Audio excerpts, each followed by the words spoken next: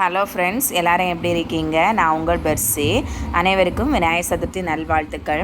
இந்த நாள் எனக்கு ஸ்பெஷலான ஒரு நாளாக தான் இருந்துச்சு.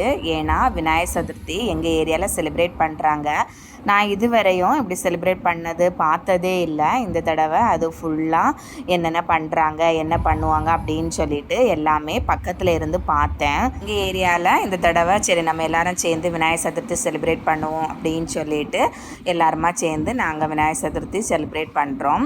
நேற்றைக்கு ஈவினிங்கே இது விநாயகர் சதுர்த்திக்கான ப்ரிப்ரேஷன் தொடங்கிடுச்சு. பூ கட்டுறது அப்படின்னு சொல்லிட்டுலாம் நேற்றைக்கு ஜாலியாக இருந்துச்சு. எல்லோரும் சேர்ந்துருந்து பூ கட்டி 2 மணி வரை ஆயிடுச்சு.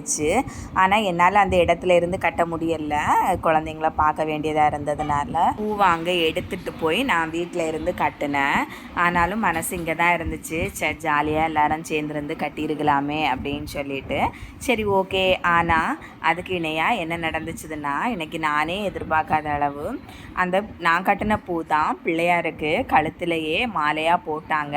அது இன்னும் ரொம்ப சந்தோஷமாக இருந்துச்சு. நம்ம கட்டின மாலை பிள்ளையாருக்கு கழுத்துக்கு போகுது அப்படின்னு சொல்லிட்டு ரொம்ப சந்தோஷமாக இருந்துச்சு.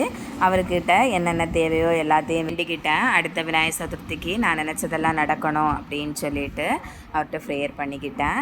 எல்லாமே ரொம்ப நல்லா சந்தோஷமாக நல்லா முடிஞ்சிச்சு. அப்புறம் எல்லாருக்கும் ஸ்வீட்டு, சுண்டல் அந்த மாதிரி கொடுத்தாங்க. இன்றைக்கினி மத்தியானமும் எங்களுக்கு வெளியில் தான் சாப்பாடு. பக்கத்தில் உள்ளவங்க நாங்கள் பூஜை பண்ணுறோம், வாங்க எங்கள் வீட்டுக்கு, சமைக்காதுங்க அப்படின்னு சொன்னாங்க.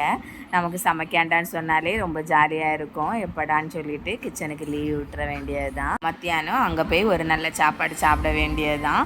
நைட்டும் இனி எங்கள் ஏரியாவில் ப்ரோக்ராம் உண்டு. அதுவும் என்னன்னு சொல்லிட்டு உங்களுக்கு அப்டேட் பண்ணுறேன்.